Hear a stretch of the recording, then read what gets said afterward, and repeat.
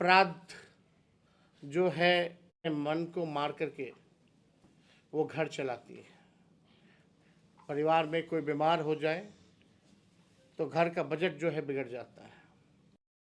अपने पसंद की चीज़ें खरीदारी नहीं हो सकती है। इसलिए हम लोगों ने तय किया कि माई बहन मान योजना के तहत अगर हमारी सरकार बनेगी तो हम ये योजना लाएंगे, माई बहन मान योजना, और 1 महीने के भीतर इस योजना की शुरुआत की जाएगी और सीधे माताएं बहनों के खाते में 2500 रुपये प्रति माह हम लोग देने का काम करेंगे। इसी फीडबैक के अनुसार हम लोगों ने तय किया कि 200 यूनिट में बिजली बिहार को लोगों को हम लोग देंगे। और इसी के तहत हम लोगों ने तय किया कि जो वृद्धा पेंशन है, सामाजिक सुरक्षा पेंशन है, जो विधवा पेंशन है, या हमारे दिव्यांग लोगों का पेंशन है, या वृद्धा लोगों का पेंशन है, वो 400 से बढ़ा करके हम लोग जो है 1500 रुपये करेंगे। और एक बार पूरा बिहार घूमेंगे तो उस हिसाब से हम लोग ब्लूप्रिंट, क्योंकि जनता अपेक्षा करती है, चाहती है कि आपको अगर मौका मिलेगा तो आप बिहार को आगे कैसे बढ़ाइएगा और हम लोगों के लिए क्या कीजिएगा। तो आर्थिक न्याय का दौर है, तो हम लोग सब लोग जो है और भी सारी चीज़ें हम लोग तैयार कर रहे हैं। एक ब्लूप्रिंट तैयार किया जा रहा है एक विज़न के साथ कि हम लोग बिहार को आगे कैसे बढ़ाएंगे, चाहे युवा हो, नौजवान हो, किसान हो, मजदूर हो, छात्र छात्रा हो, बुज़ुर्ग हो, महिला हो, व्यवसायिक हो, या मिडिल क्लास फैमिली हो, इंडस्ट्री की बात हो, कोई नई पॉलिसी की बात हो। तो ये सारा ब्लूप्रिंट जो है एक बार पूरे बिहार घूमने के बाद हम लोग लोगों के सामने रखेंगे कि अगर अपनी सरकार बनेगी तो हमारा ये विजन है। आप लोग जानते हैं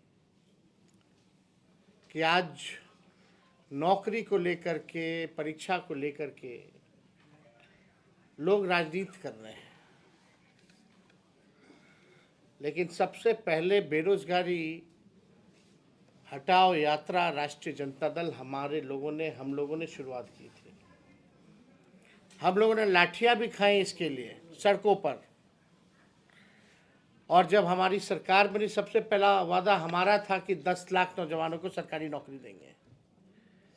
जब उप मुख्यमंत्री बने, मौका मिला, तो हम लोगों ने 5 लाख लोगों को सरकारी नौकरी दिया और 3 लाख नौकरी प्रक्रियाधीन कराई।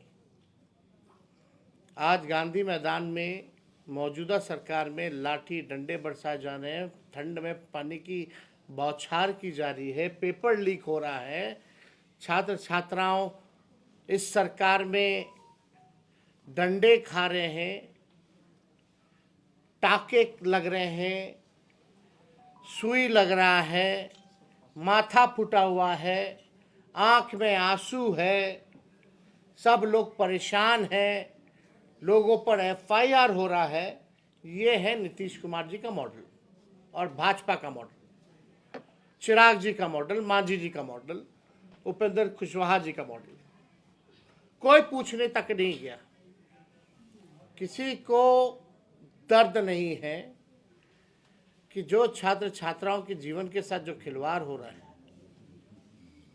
उसका कोई दर्द नहीं, उनके भविष्य को बिगाड़ा जा रहा, उसका कोई दर्द मौजूदा सरकार में किसी को नहीं हो रहा।